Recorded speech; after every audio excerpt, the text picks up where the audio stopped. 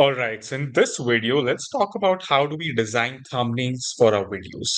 Now, something that you need to understand is that when you upload a video, YouTube now has this feature of split testing not just your thumbnails, but also the titles with your thumbnails.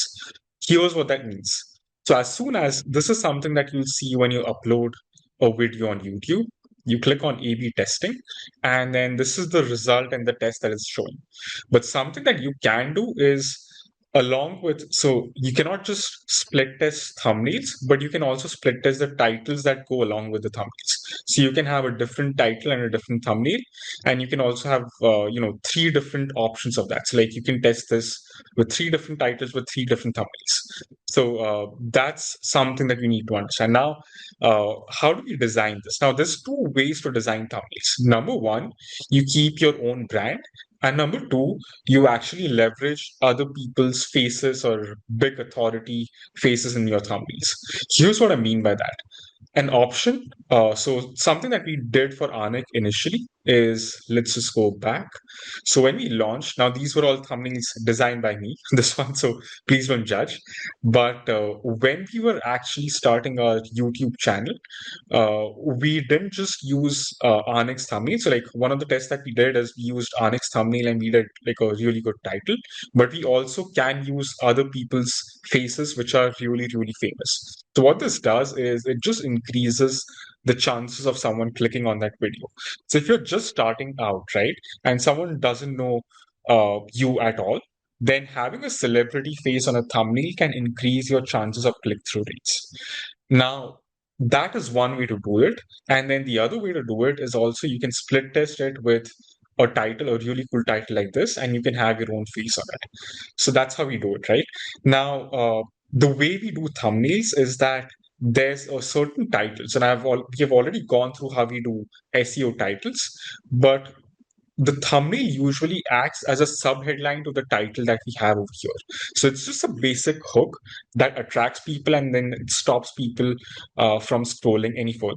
So if people are, let's just imagine this, right? Like you're on a YouTube feed, and if you're watching, let's just say, these 8 or 10 different thumbnails, six thumbnails that you're getting on the screen, which one would you click, right? Which one would compel you the most? This is what you need to be thinking about when someone, this is what you need to be thinking about when creating a thumbnail. So what we do is we basically first come up with a title, which we have already gotten over here. Let's just say we pick this one, right? So 5 best AI businesses to start in 2026 for beginners.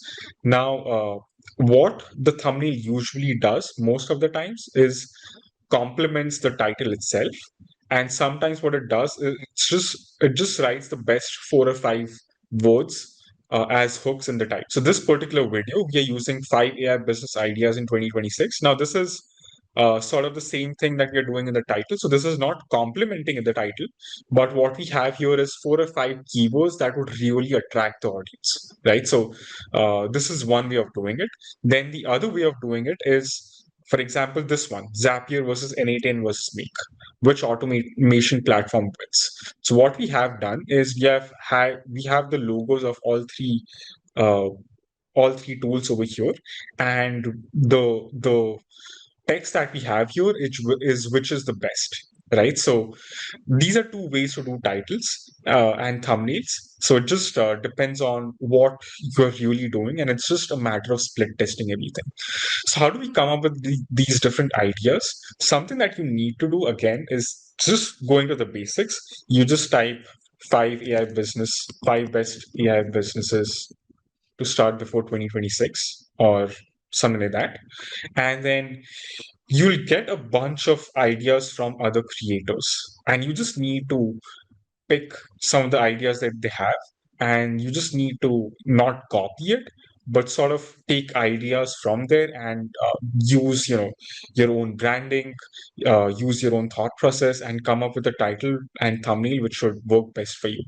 So for example, let's just scroll down. So this says $30,000 a month.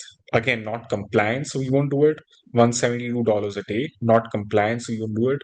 But something that you'll see here is that, a lot of people are using these types of titles, which are, how much money you can make with certain businesses. Now, the reason why we had, so if I'll just go back to the channel that we have.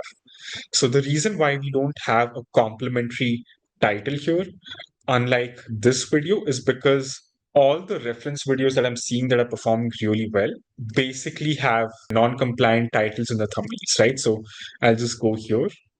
And if you look at this, right, so four best AI businesses to start, $157 a day. Now, this is again not compliant and doesn't work for our brand. Again, this one not compliant doesn't work for our brand. So what I've done is I've just simply used a title which I think would really work well for our audience, which is 5 AI business ideas for 2026. I think this is like a really good catchphrase, and anyone who reads this would definitely want to see it. So this is how we come up with titles. We just browse through other creators. So this guy has done something similar, which is 5 best AI business ideas in 2026. He has again used like a number on the title as well. So this is basically how everyone does it, right? So if you look at what everyone is doing, it's just all the titles and like all the thumbnails look similar. They have similar text on them and stuff like that. So that's all you need to do. You just need to do your research. Everything starts over there. And then what I would do is, again, take that title, insert it, and I'll just set the basic filters on 1 of 10. I'll just put it to 3, right? And I'll just apply some changes, and then I'll just add the title here. The 5 best AI businesses or business ideas to start in 2026. What this will do is, again, give me the best performing thumbnails.